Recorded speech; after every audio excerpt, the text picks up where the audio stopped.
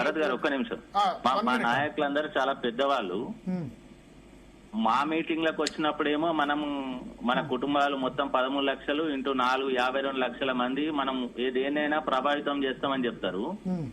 ఇక్కడ పరిస్థితి ఏంటంటే ఎంప్లాయీస్ ప్రతినిధులుగా మాట్లాడడం అలవాటు చేసుకుంటే పెద్దలు మంచిది, కానీ ప్రభుత్వ ప్రతినిధులుగా మాట్లాడడం అలవాటు చేసుకుంటే కష్టం అండి. 2% లేరండి, 2% లేరు ఇక్కడ. మనం చెప్తున్నాం, మనం ఒక 50 లక్షల మంది ఉన్నామండి ఎంప్లాయీస్ ని.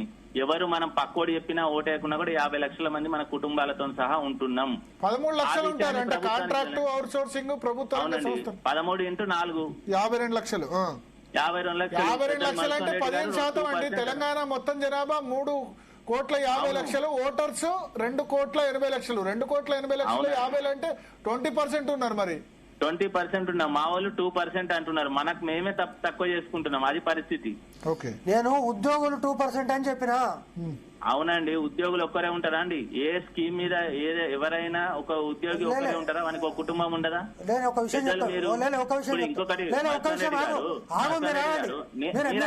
నిమిషం, మీరు కూడా ఒక నిమిషం ఆగండి. ఇప్పుడు మీరు అప్పటి నుంచి ఒక వ్యక్తినే టార్గెట్ చేస్తున్నారు తప్ప, అంతే తప్ప ఈ రోజు మీరు వెళ్ళిన చేసి పెద్దలందరూ వెళ్ళింది ఉద్యోగ ఉపాధ్యాయ కార్మికుల పెన్షనర్ల ఆకాంక్షలను అక్కడ చెప్పేటందుకు వెళ్ళిండ్రు. అక్కడ మీరు ఫైట్ చేయాలి, అక్కడ నుంచి తీసుకురావాలి. కానీ ఆయన ఇట్లా చేసిండు, ఈయన అట్లా చేసిండు, ఆయన రాజీనామా చేస్తా అని త్యాగానికి సిద్ధపడి 30% ఫిట్మెంట్ తెచ్చిండు. మరి ఇప్పుడు కూడా మీరెవరన్నా త్యాగానికి సిద్ధంగా అండి, June 2 నుంచి PRC అమలు చేస్తాం, లేకపోతే మేము రాజీనామా చేస్తాం, దాన్ని మేము ఉద్యోగానికి రాజీనామా చేస్తామని ఎవరు తెచ్చిండు మీకు తెలియదా? చెప్పు, నువ్వు చెప్తున్నావు కదా. ఇప్పుడు ఆ డిబేట్లు ఉన్న వాళ్ళందరికీ తెలుసు. నువ్వు చెప్పు బ్రదర్.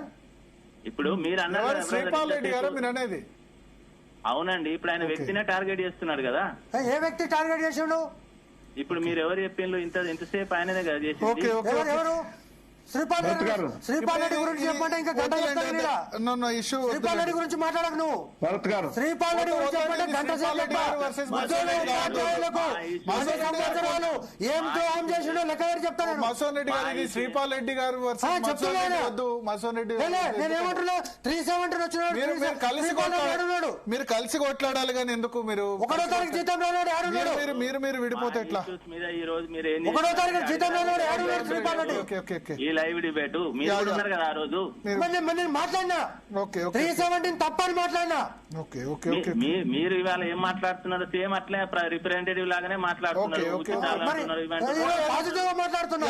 ధైర్యంగా మాట్లాడుతున్నా. ఖచ్చితంగా PRC ఇంప్లిమెంట్ ఎప్పుడైతుందో చెప్పండి. ఈ రోజు మీరు చర్చలకు పోయింది కదా. PRC ఇంప్లిమెంట్ ఖచ్చితంగా 6 నెలల లోపల చేపిస్తాము, చేపియకపోతే మళ్ళీ ఉద్యమం చేస్తాము. 6 నెలలు. Thank you very much sir. Right. So చూద్దాం PRC సంబంధించి అయితే.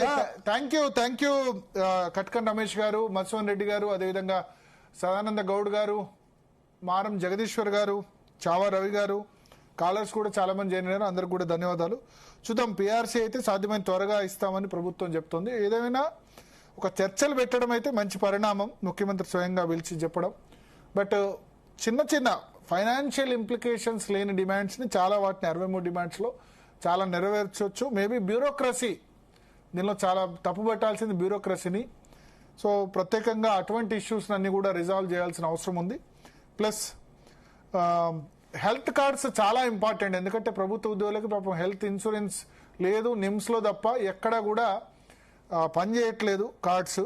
కాబట్టి ప్రభుత్వ ఉద్యోగులు స్వయంగా వాళ్ళు 1.5% ఆఫ్ బేసిక్ పే కంట్రిబ్యూట్ చేసి 50% ఇస్తున్నారు, 50% ప్రభుత్వం ఇస్తుంది. కాబట్టి దాని June 1 కూడా కాదు, May 15 నుంచి ఇంకో 15 రోజుల ముందు నుంచి ఇంప్లిమెంట్ చేసి పక్కాగా ఆ స్కీమ్ అమలయ్యేలా చేయాల్సిన అవసరం అయితే కనబడుతుంది. సో ఇది ఇవాళ DNA. Stay tune to Zee Telugu news. పెన్షనర్ల సమస్య